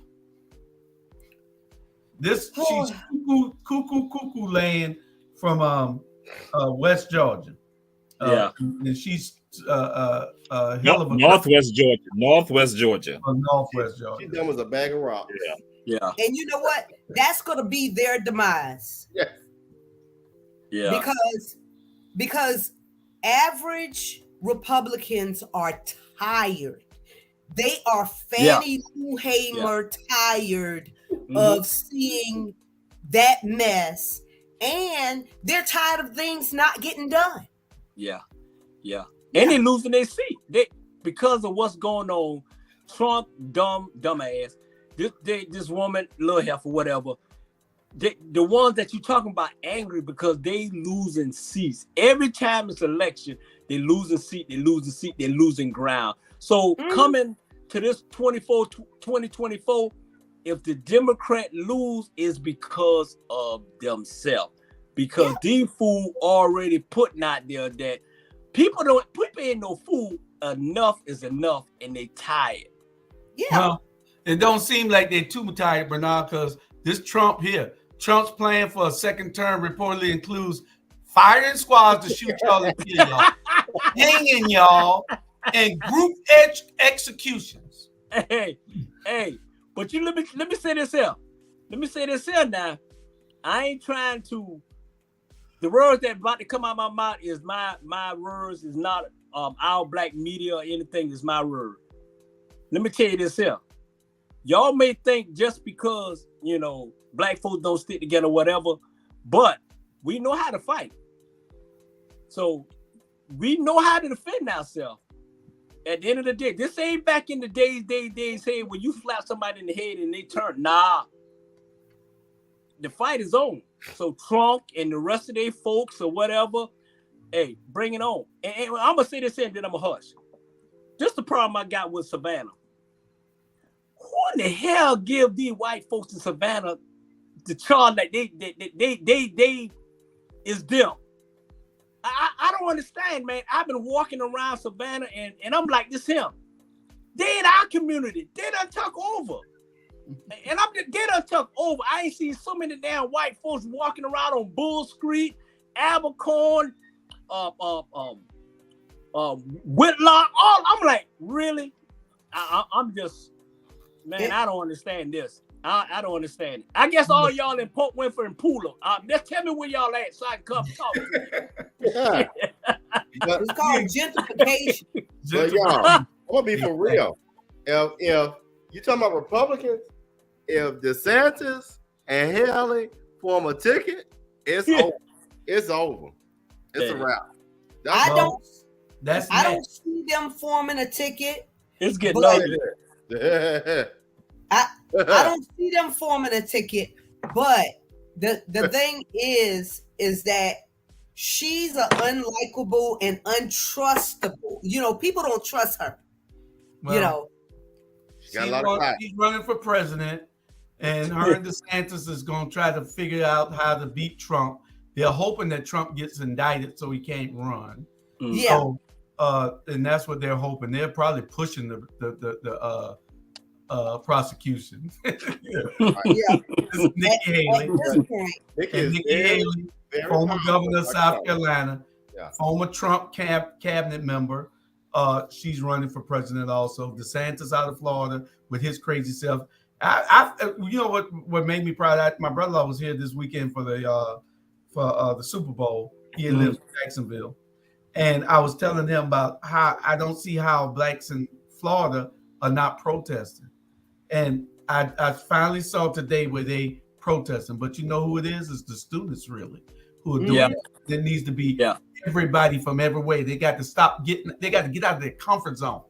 You got to get, because see, they're trying to take all the comfort from you. Once they start taking these things and they saw you had no fight, they'll take something else from you. They done gave you so much, and we done had to ride on the backs and the shoulders of people like Mr. Thornton, who we had on earlier, to get what we have now. Go back 60 years. Go back 60, 70 years. You couldn't say the things, do the things we're doing now. And you asking Robert, why are we going to hold Michael Jordan ass accountable? Because he got too damn much. And then everybody else is still down here, and he don't want to give back. That's why. You forgot where you came from. You forgot where you grew up at. You forgot who you are. Well, you want to give Michael Jordan a break? You don't get no break to me. None. That's why I ain't brought nothing from him, because I knew he was a shyster ever since he married the first Becky. Oh, Lord Jesus. Jude needs some water. I believe that, they're going to implode. And I heard that Tim Scott is running, he's about to he's about to announce, but they're about to implode because if we keep losing these innocent people, these innocent kids, because see, when people are coming to these schools, these universities and stuff like that, ain't nobody asking nobody, are you a Republican? Are you a Democrat? They already know. That's it. No, they don't already know. Yeah. They just know everything about you when you get there. Don't they, Jamon, Robert? These are two college administrators now.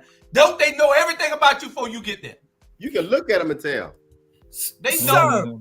Sir, if you a freshman driving, hold on, Charger. In Uvalde, all of those kids in Uvalde, that is a Republican town. But I don't live there. Uvalde is a Republican. It is 90% Republican. But Jamal, you see, the majority of Republicans are poor, right? It doesn't matter. Yeah. If I see a thin white woman driving an Audi and a freshman on campus, that's a Republican. But the thing is that these bullets are spraying, and they don't nobody ask, are you a Republican when you're in a mass? You're right. I get it. Yeah. Right. We understand that. But the ironic thing about it is it's the Republicans who are protecting and resisting gun reform. But that's what I'm saying. Yeah. That's why I said that they're going to implode on themselves, because when enough of their babies are sitting in caskets, they'll want gun reform just like everybody else, because it's only a handful of them, like that idiot Marjorie Taylor Greene, that don't want gun reform. I mean, when the polls are being polled, 77% of America want gun reform. Yeah. But you know what? Go ahead, Bernard. But you know what? To be honest, and you know what you know what back in Republican, you know what kind of shoes those Republican really wearing? Flip-flops. They way back. I love it. They're wearing flip-flop. They're way back in Portland County and Deep Carl County. They uncle and they sisters and all of them sleeping together. That's what he going. I'm just being honest, man. Hey, the Republicans wearing flip-flops from the dollar store, and our little our kids right here wearing Yeezys for $500 working. Now that's real. Now that's some ugly shoes. You talking about ugly shoes? Hey. I don't buy no Yeezys. I'm sorry. Hey, trust me, man. Those old school Republicans, man. They call it. But now they call it their aunts, sisters, and mamas. And trust me, they doing some weird stuff out there. But anyway, that's another story. And they're voting for their own demise. I can't understand. Leave me alone. Michigan priest.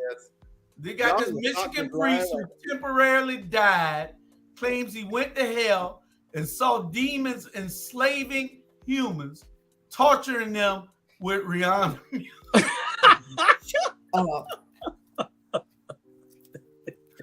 This is the joke of the day, y'all. But this is a true story.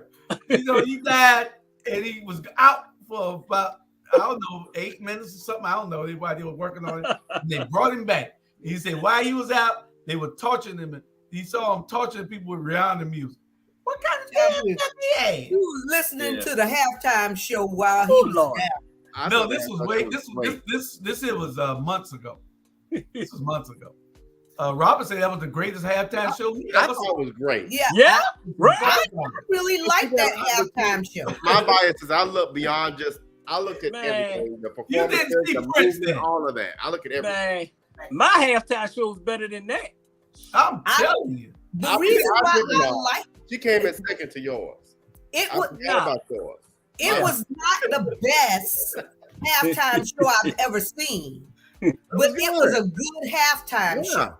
What was good about it? What was good about it? Bernard wanted to see Janet Jackson City Pop again. That was. It was just a good halftime show. Me and Bernard want to know what was good about it. What was good about it? I just the like fact that I didn't have to watch half-ass naked women on my TV. That ain't what that man said. Because they had snowshoes on. But you saw a pregnant woman. Yeah. You saw her belly. Yeah. I mean, it through my belly. Man, I would have never had a halftime show with her if I know she was pregnant. Exactly. No, stop while you're ahead. Stop. She wasn't that pregnant. She might be about. Oh God. She'll be dangling from a rope. She'll be dangling from a rope with a baby inside of 50 feet up in the air. She might be about 4 months pregnant, but it was not a bad halftime show. No, I can tell she wasn't. I can tell she was pregnant because she wasn't shaking it like she usually shakes. Yeah, come on now. I mean, they give her all that money. She was pregnant, but it wasn't a bad halftime show if you like her music. Man, that was the worst halftime show I ever seen in my whole life. No, it wasn't. Yes, it was. Yes, it was. No, it wasn't. Yes, it was. It was. I done seen a lot of. I'm 60 years old and I've seen a lot, but that was the worst one. They're gonna name that baby Air because they had that baby flying all over the whole in Arizona. They're gonna name her Air Arizona. What you think? We just keep making the rich people richer. Rihanna's a billionaire. She's a billionaire. We just keep making all these people don't give nothing back. I got a fifth opinion. Richer. Well, sixth opinion. Come on, tell her what you think. Tell her. I thought it was boring, but it was because she was pregnant, so I understand. What? I didn't hear what you said. She thought it was boring. Come on, you want to come tell them again? Come on. It was boring. I thought the performance was very boring, but I understand because she was pregnant. But even if still she was pregnant, I think there could have been other things, like other people coming on. I don't know, because like T.I. could have came on. You right about that now. It could have been better. Yeah.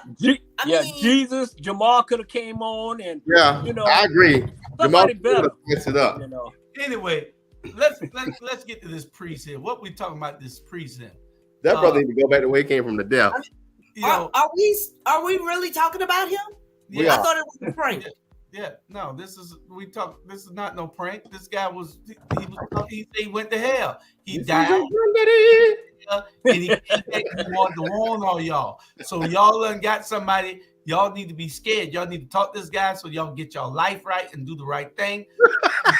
Y'all going to hell. And y'all gonna have to listen to me. But suppose suppose I die and I go and they got me listening to Elvis music or something. What the hell? I mean, that's torture to me. You ain't nothing but a hound dog. Yeah, but we can't question if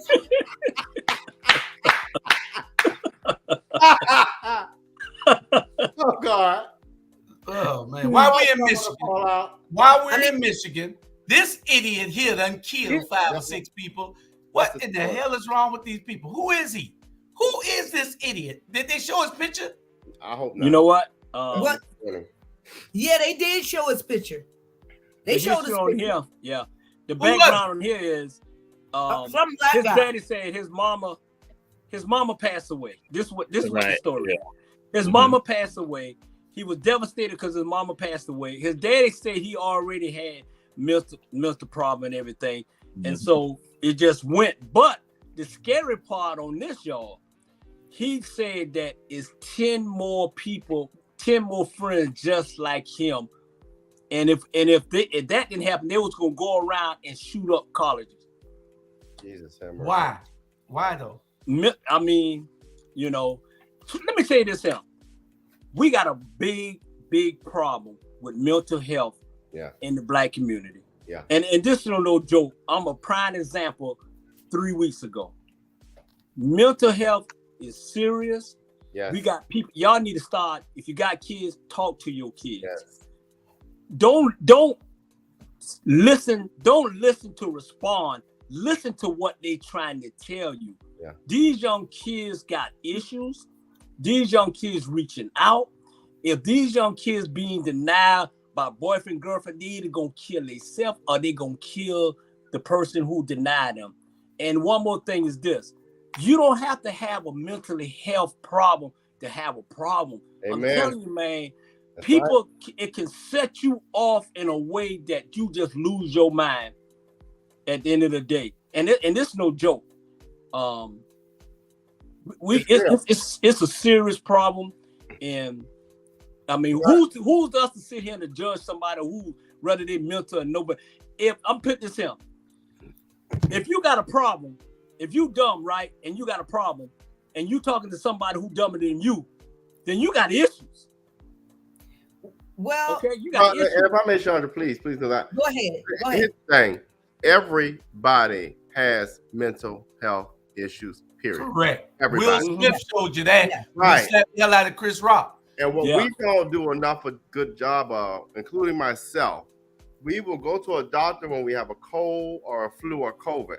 But what happens when you have COVID in the mental health form? And that's real. Crazy. I'll use myself as an example. Never in a million years did I ever imagine a mother having Alzheimer's disease. Do you know that drove me directly into a depression with now anxiety? And that's real. It is not that I'm going to go hurt somebody, but I have to check myself sometimes because I find myself in bed not wanting to do anything. Yeah. And that's just, you gotta catch yourself sometimes.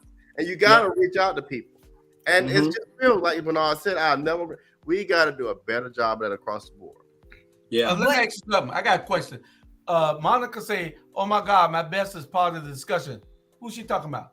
Me. Hey, Monica. Okay. Look, this is what I want to know, Monica.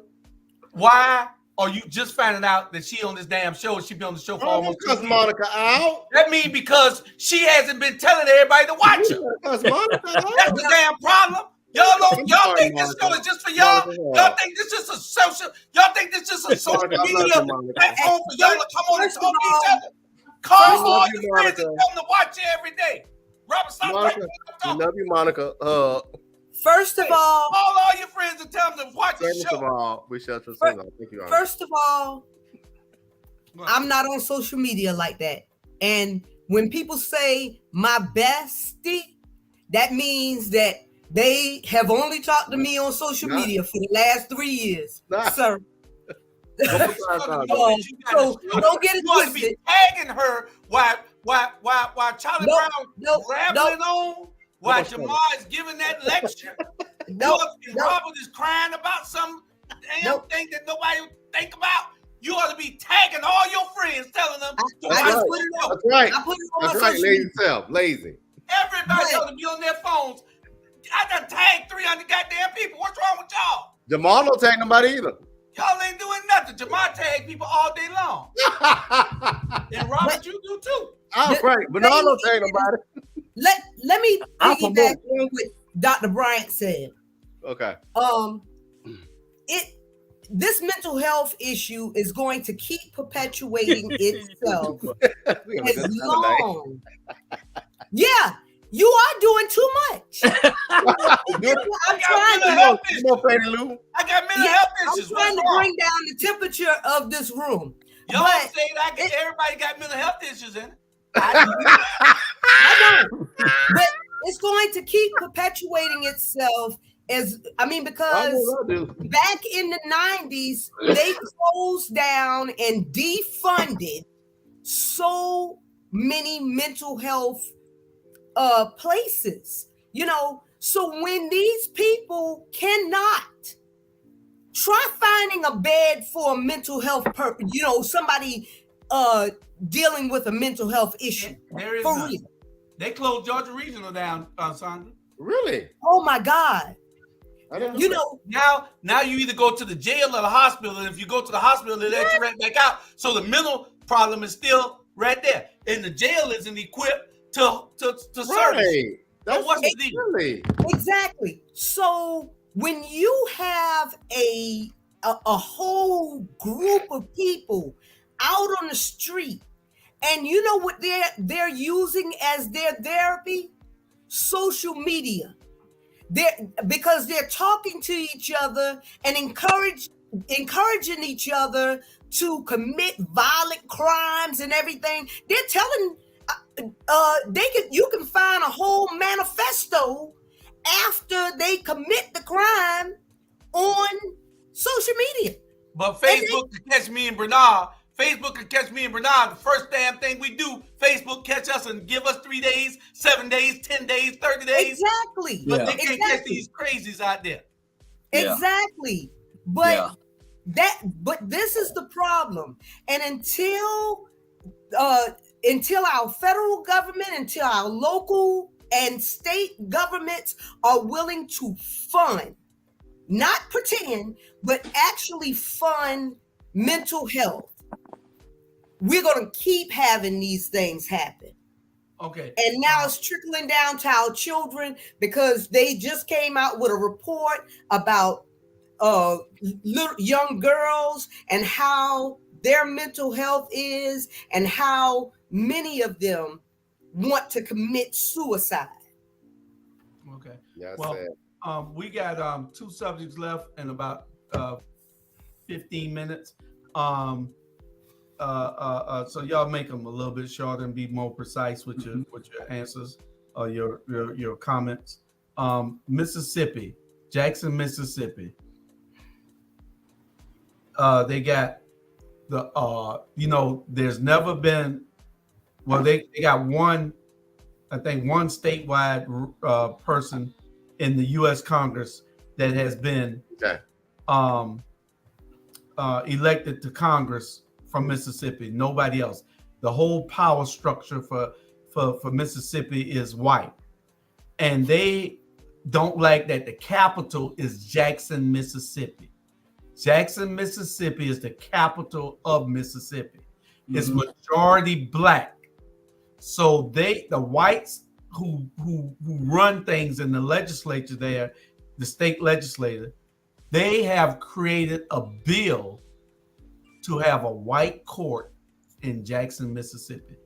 for just white people because they don't want the whites to be tried the same as blacks. Wow. Now, ain't that something? And Well, probably, and the one behind it, probably Brett Favre, probably leading it. and they're going to be able to get away with it because when you have all of the people sitting in federal, when you have the judges that are federal judges who can put a stop to that, sitting on the courts, they're going to say, oh yeah, that sounds good to me. Well, I don't think they're gonna get away with it because the feds and the Supreme Court probably shoot it down. But just the gall they have to do what they're doing. The gall they have to do what they're doing. They want to approve a bill to set up a separate white appointed court system. Only in this county, only in that county in Jackson, Mississippi, only. The rest of the state can continue doing what they're doing. Now, that's not fair. That's not right. But what they're showing you is that don't bring your head to Mississippi because we still do what we want to do here. Yeah. Separate, but and they try to do that in Pula where they the white folks wanted they sit in the black and something like that was going on. They try to do that. No, that was Port Whitworth. Okay, I know it's one of those P's. I'm just. Well, we want to give them that and move them all to Mississippi. Man, white folks think they can do anything because we allow them to do that, man. Yeah. And once we stop allowing people to treat us all kind of way, we weren't going to allow them to okay. Man. So if they do it in Port Whitworth, they're going to get some protests here.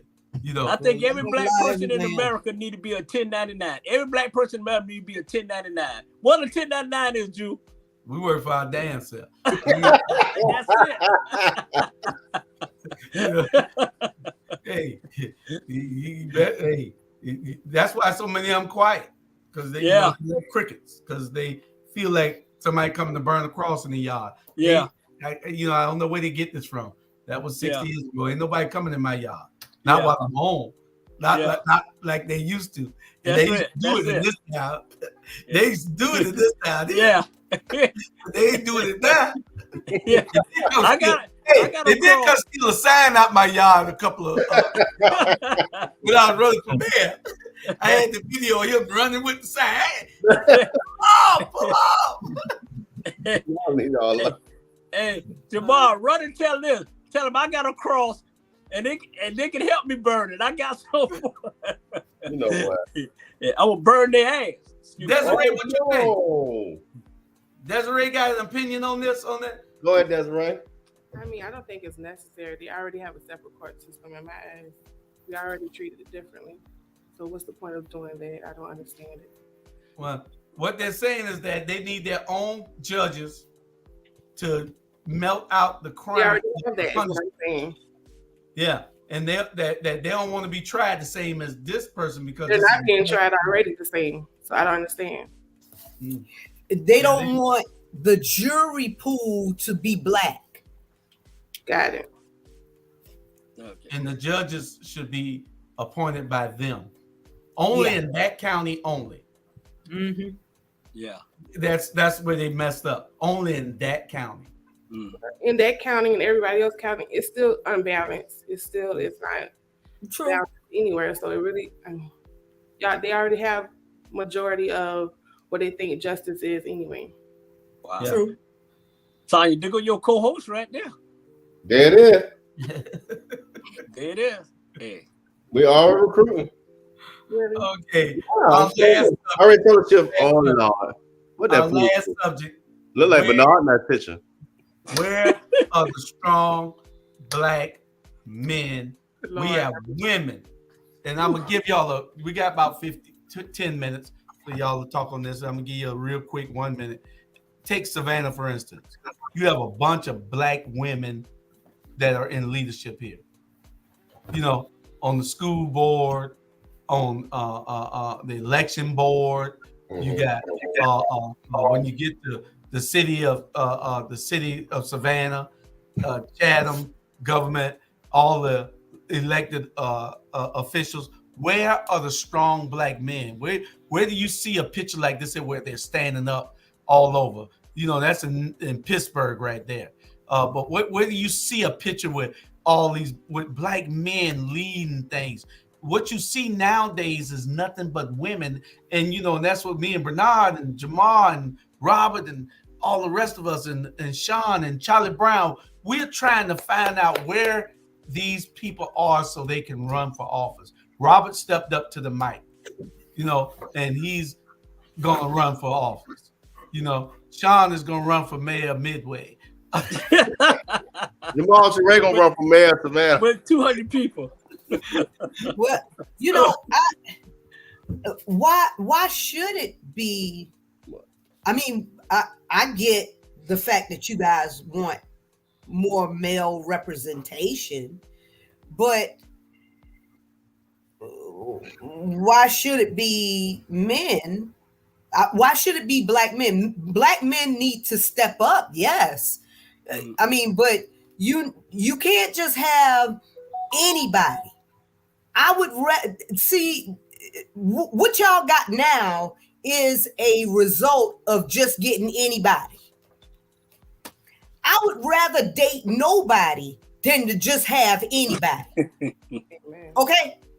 Yeah. And that's why the hell y'all got Van Johnson, because y'all just wanted anybody. Yeah, you heard that recorder.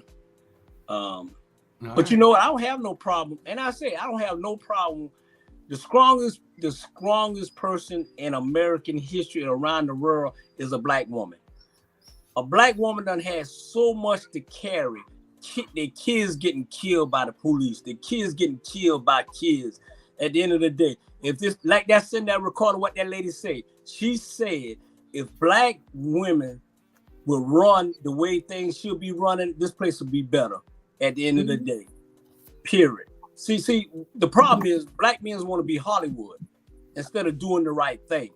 They spend more time want to change their office to $88,000 money to change their office and want to have a show on Friday night with women's and all that. Dude, please. At the end of the day, check your closet before you check somebody else. At the end of the day, I'd rather have a strong black woman to lead us somewhere than have these piss poor black men or whatever leading us. And I darn sure don't want the white man to lead me nowhere, not to the promised land, because they're gonna try to take the land like they took this country.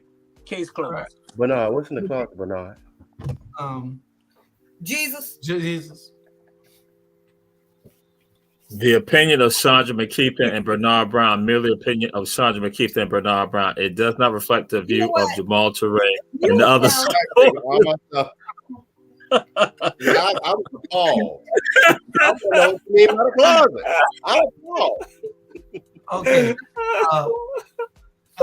You know, and the thing is this: we're not advocating that, Sandra. We're not advocating that we get away from having black women leaders.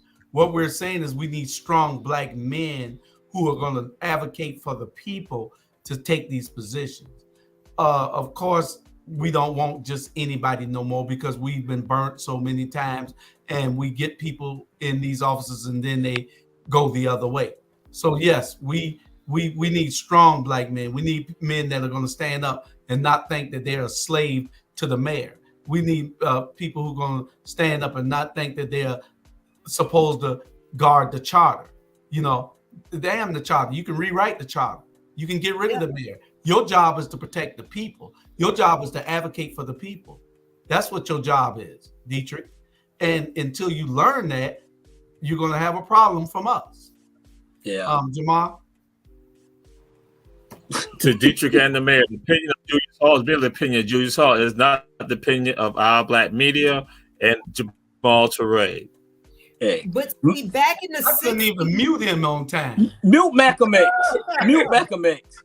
remember back in the 60s when you had strong black men and they were teaching the other men, and that's why when you hear that guy that was on earlier, Mr. Thornton, not that guy, Mr. Thornton. Yeah, Mr. Thornton. Say his name, Mr. When Thornton. you heard Mr. Thornton, when you hear Mr. Thornton and people from that era, they say, I walked with, and they can tell you who he told you who he walked with, because really he was being mentored by, and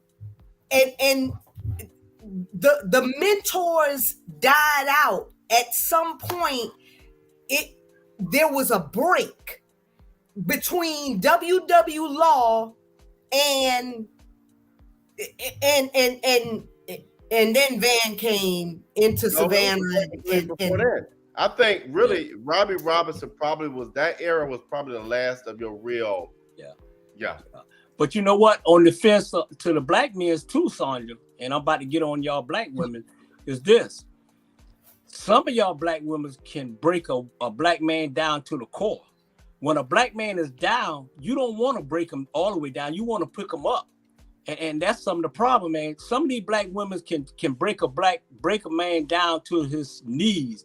And we proud men. But when you got our own color breaking us down and don't want to pull us up, then that's a problem. That's a problem. Yeah. That's a big problem. I get that. I salute, any black man that's going to try to lead. I'll support, I'll lift them up and everything. But the thing about black men is that they, when they get us, when they're with us, just like Julius Hall, Julius, he will, when he gets a strong black woman next to him, he turns us into his secretaries and every damn thing. Nah, that is not right. I don't agree with that. Hey, I mean, you're in training. You're not. You're not. But don't turn me into your secretary. When I bring you in, you got to start somewhere. I'm bringing you in to start so you can get the training. You got to get the necessary training. No, Shonda, that wasn't fair. Now, I ain't gonna Robert, I've been Julius's friend for a long time. But you weren't no secretary, office manager, or computer. He turned me into a secretary, a typist, all kind of stuff. Hey, but you're doing a good job. Hey, last words after Sandra. What you say, Bernard? We only got 2 minutes. You're doing a good job being the secretary too, son. All right. Keep doing great work. She mobilized. She moved all the way to Houston so she could get away from being the secretary. And I still call her and say, I need some Secretary of State paperwork done. Good Lord. Sean Brown, you showed on that damn computer heavy with the keyboards today. We'll see you next week. Anyway, we got to play our outro and we got to get out of here. Appreciate y'all. Great discussion. We love y'all. Y'all love stay y'all. on for a minute. Bye-bye. Don't go nowhere. Bye, everybody. Don't go nowhere. Good night. Okay.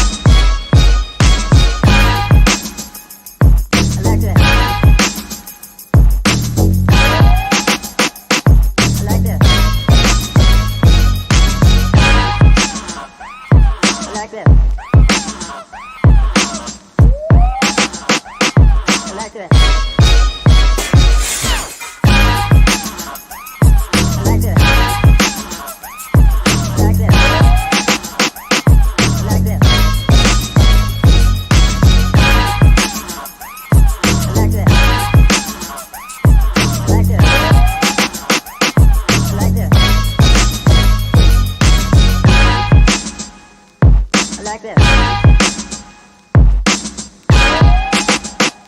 I like that.